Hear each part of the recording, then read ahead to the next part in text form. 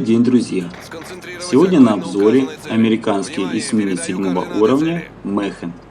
Мэхен был спущен на воду в 1935 году и уже в 1936 вошел в состав военно-морских сил США. Но жизненный путь эсминца оказался недолгим. В 1944 Мэхен был тяжело поврежден и впоследствии затоплен. В игре американские эсминцы по-прежнему актуальны, хотя эта ветка была одной из первых. Начнем обзор со статистики по всем эсминцам 7 уровня за последние 28 дней. И здесь эсминец находится на последнем месте по проценту побед, а также занимает позиции ниже средних по опыту, урону и количеству потопленных кораблей. Но вместе с тем Мэхен занимает 4-е место по количеству проведенных боев, что указывает на его актуальность и популярность у игроков. Сегодня разберем характеристики эсминца, определим его сильные и слабые стороны и, конечно, рассмотрим перки командира, обсудим модернизации и сигналы, с которыми я играл.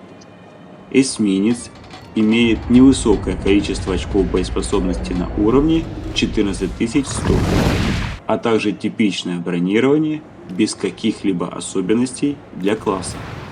Мэхен имеет одну из худших маскировок на уровне. Прокачав перки капитану, получим 6,7 км заметность кораблей и 2,6 самолетов. И такая маскировка в большинстве случаев не позволит играть от засвета.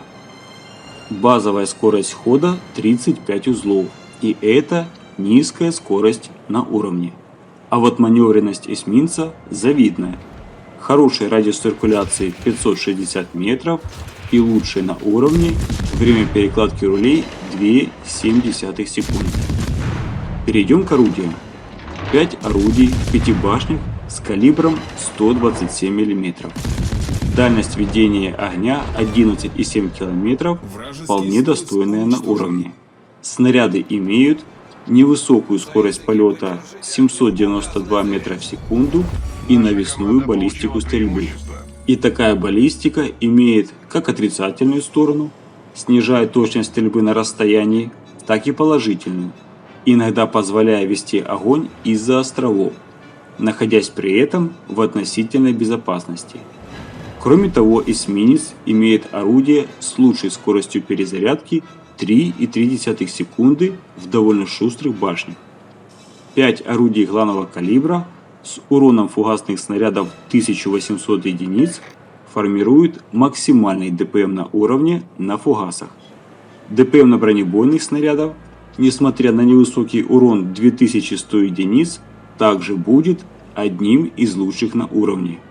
И именно максимальный ДПМ на уровне обеспечит победу в схватках с вражескими эсминцами на коротких и средних расстояниях. И, конечно, основным типом снарядов будут фугасы с бронепробитием 21 мм и низким шансом пожара 5%. Торпедное вооружение эсминца представлено 3 четырехтрубными торпедными аппаратами с возможностью пуска 6 торпед с одного борта и 3 с другого.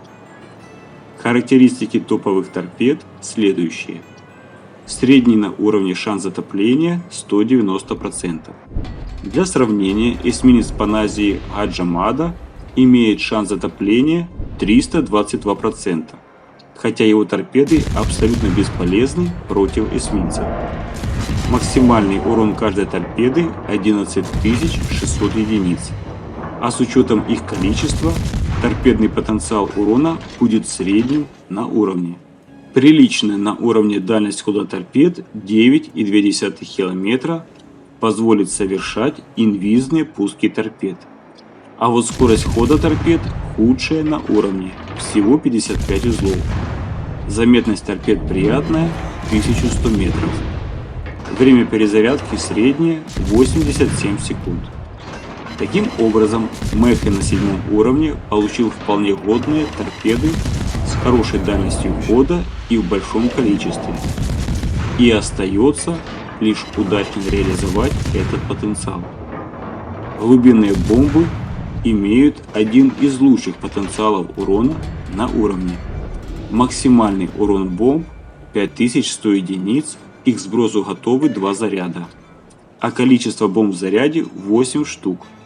Но этого не всегда хватит, чтобы потопить вражескую подводную лодку. ПВО эсминца представлено двумя аурами.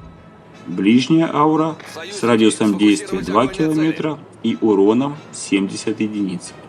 И дальняя аура 5,8 км с уроном всего 32 единицы. ПВО собьет истребитель на точке и даже покусает ударное звенья. А если в расходниках еще взять заградку и упороться в перках капитана, получится уже совсем неплохо. Вот только авику плевать на все это, а эсминец такой сборки будет малоэффективен. Для игры на эсминце без особой боли командир должен изучить следующие перки. Первый перк – профилактика. Второй перк – из последних сил.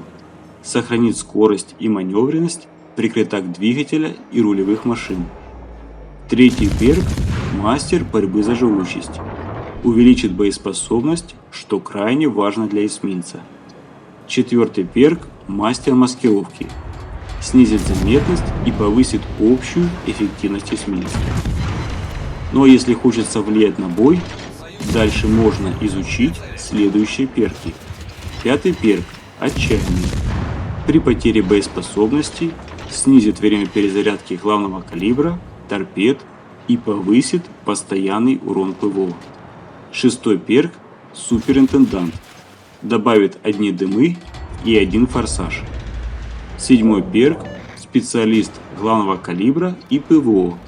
Увеличивает скорострельность главного калибра и постоянный урон ПВО. Восьмой перк – взрывотехник. Увеличит вероятность поджога и радиус взрыва глубинных бомб. На Мехен я установил следующие модернизации. Первый слот – основное вооружение. Усилить живучесть главного калибра и торпедных аппаратов. Второй слот – защита машинного отделения. Повысить живучесть двигателя и рулевых машин, что важно для эсминца. Третий слот – торпедные аппараты. Повысить скорость хода медленных торпед и уменьшить шансы противника уклониться от них. Четвертый слот – энергетическая установка. Позволит эсминцу быстрее набирать скорость, мансить в перестрелках и выходить из-под огня противника. Доступное снаряжение эсминца. Стандартная аварийная команда, время работы 5 секунд и перезарядки 40 секунд. Дымогенератор. Время постановки дымов 30 секунд, рассеивание 121 секунда и перезарядки 160 секунд. Эти дымы довольно длинные и позволят сформировать большую безопасную зону для захвата точек или ведения огня по врагу. Но нужно убедиться, что в дымы не придут торпеды и будет засвет для ведения огня. В третьем слоте есть два расходника на выбор. Заградительный огонь ПВО или форсаж. И более эффективным в этом слоте мне видится форсаж, который на 120 секунд увеличит максимальную скорость эсминца на 8%, а время перезарядки расходника 120 секунд. Сигналы, которые я использую, перед вами сейчас на экране. Подводя итоги, следует сказать, что Мехен имеет малое количество очков боеспособности и невысокую скорость. Но вместе с тем, главный калибр имеет максимальный ДПМ на фугасах и один из лучших на бронебойных. Причем основные снаряды фугасные, которые крайне просты в реализации. Кроме того, навесная баллистика часто помогает эсминцу наносить урон из-за островов, находясь при этом в относительной безопасности. И именно главный калибр способен подарить победу, часто уничтожая вражеские эсминцы и подводные лодки в начале боя. А торпедное вооружение способно ощутимо пополнить копилку урона. Замечательные американские дымы и прекрасная маневренность существенно повышают потенциал выживания эсминца. Всем мира и добра, и до новых встреч в следующих видео.